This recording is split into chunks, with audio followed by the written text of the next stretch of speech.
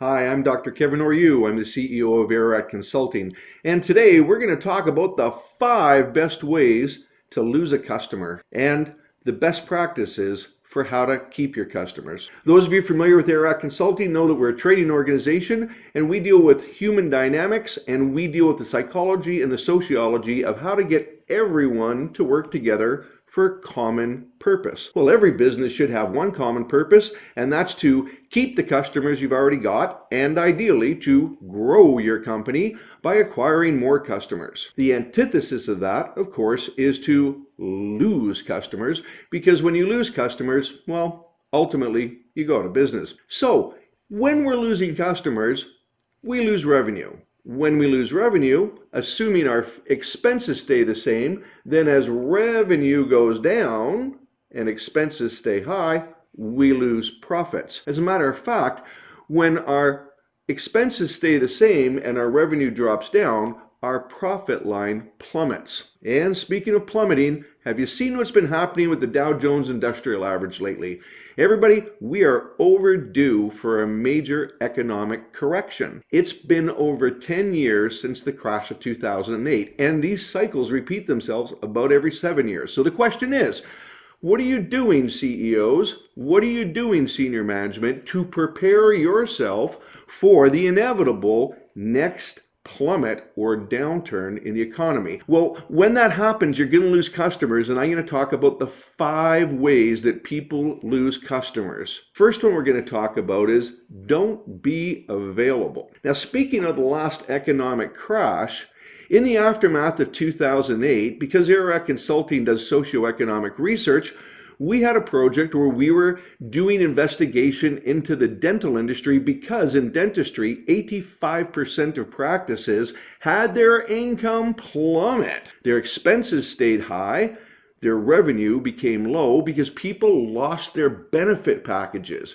And because people also lost their jobs, well, dentistry is an elective service. Unless you've got a absolutely horrible toothache, well, let's face it, we can all find something else to do rather than go to a dentist and get a root canal. So with dentistry, when your overhead is high, and it's approximately 70% in dentistry, it doesn't take long for you to lose appointments before you're in a negative situation.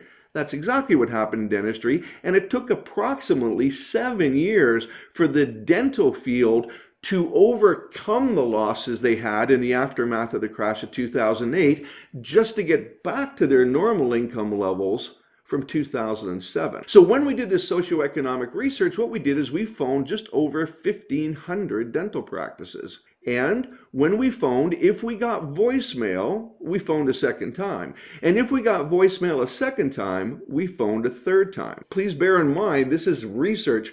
If we phoned in the morning and we didn't get an answer, then we would phone in the afternoon. If we phoned in the afternoon and didn't get an answer, then we'd phone in the late afternoon. In other words, we phoned at 3 different times of day. 40% of the practices we called never answered the phone. Now, we know the reason for that.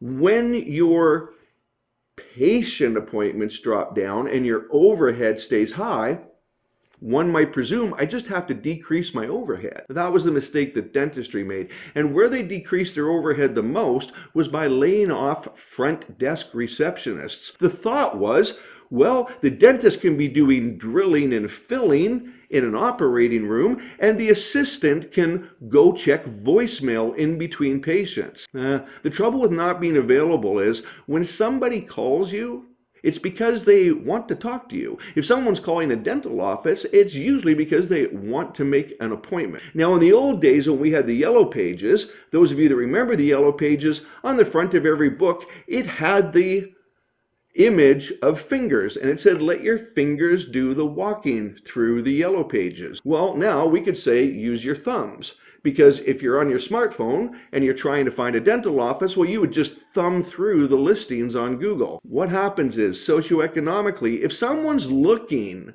for a product or service, and that product or service is readily available, well, with dentistry, there's a dental office on every street corner.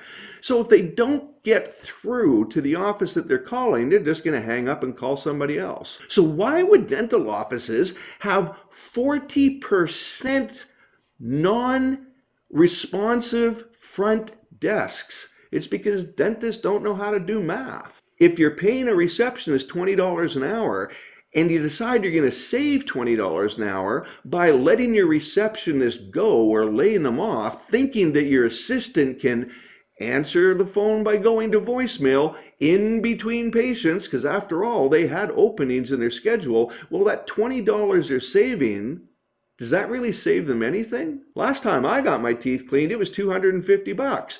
If you get your teeth cleaned twice a year, that's $500. If I'm married, and I am, then it's going to cost another $500 for my wife. Well, that's $1,000. I have 3 kids. Now, assuming they all get their teeth cleaned, then we're looking at slightly over $2,000. Now, whether or not you've got a dental insurance plan is irrelevant. See, if somebody's phoning your place of business, in this case a dental office, and they can't get through, then bye-bye to $4,000 a year. So why $4,000 a year? Once again, Aararat Consulting does socioeconomics. Let me do the math for you. My cleaning is going to cost $250 twice. That's $500.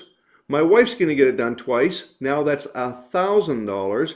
And then my 3 kids are going to get their teeth cleaned. And that's going to cost less because it doesn't cost as much to do kids, but it still costs $150 for each of the kids' appointments twice a year.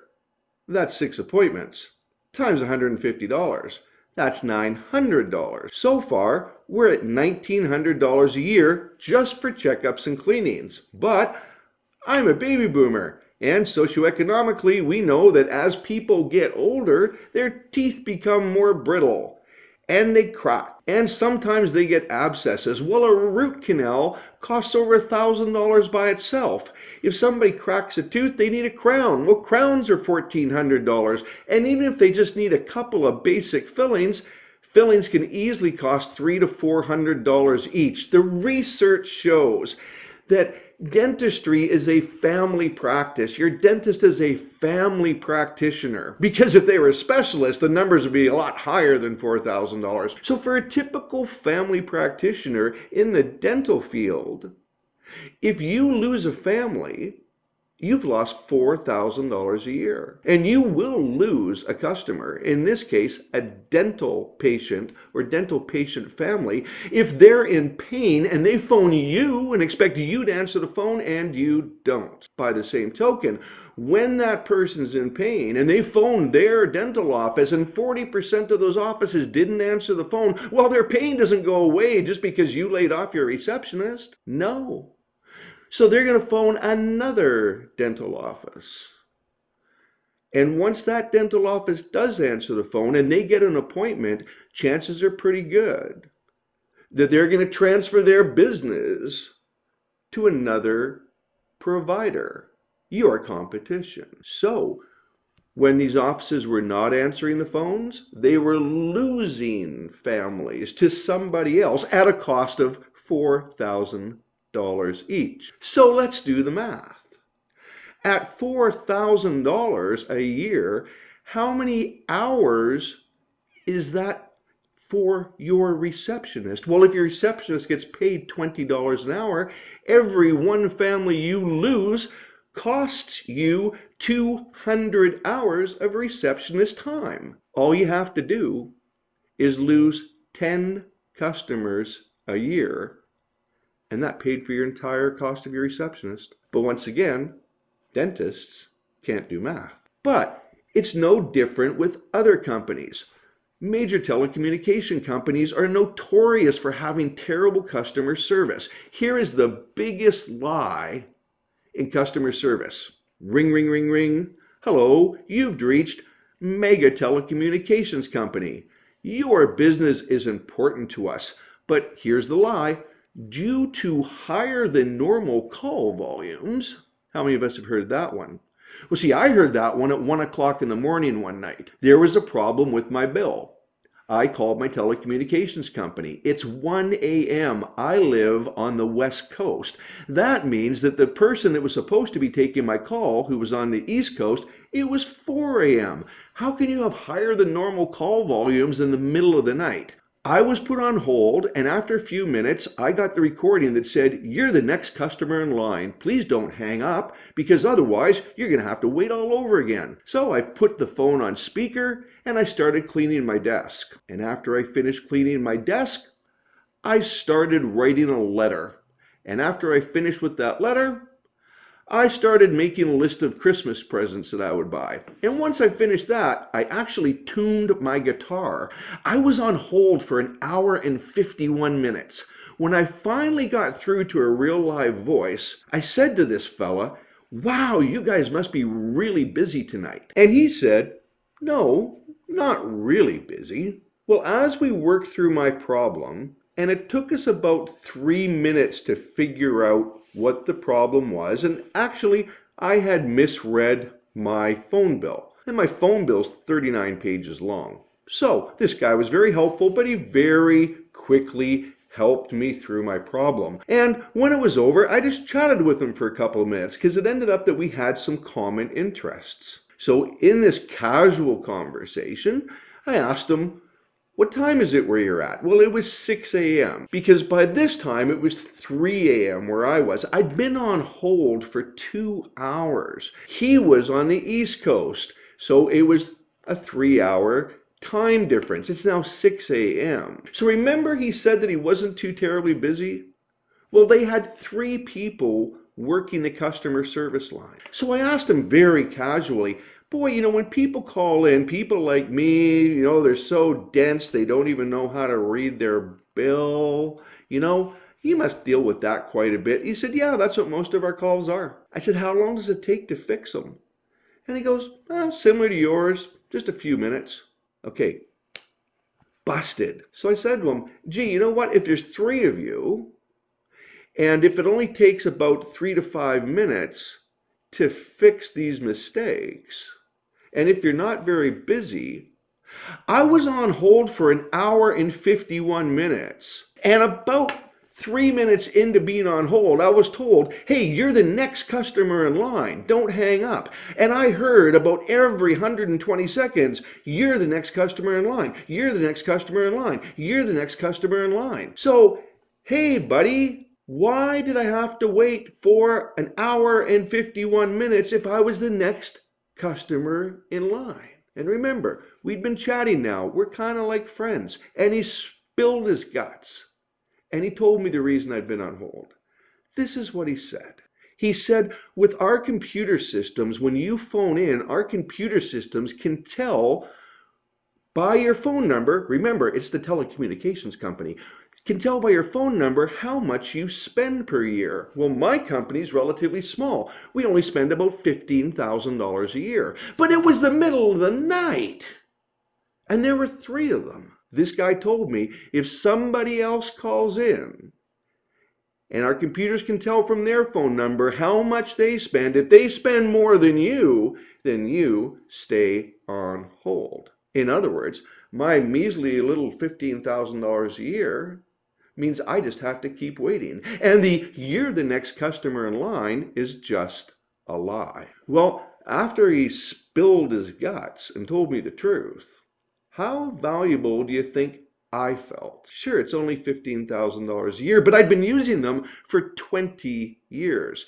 That's $300,000. See, someone may have done business with you for 20 years, but if you don't pay attention to them, if you don't communicate with them, if you're not available for them, even at the middle of the night, and worse, if you lie to them, then bye-bye to $300,000 worth of business, and bye-bye to the next 20 years and another $300,000 worth of business. And maybe that person is going to be on the internet telling you the name of the company. So tell us, Dr. Orieux, what was the name of the company? Tell us. Would you please? Well, I'm not going to.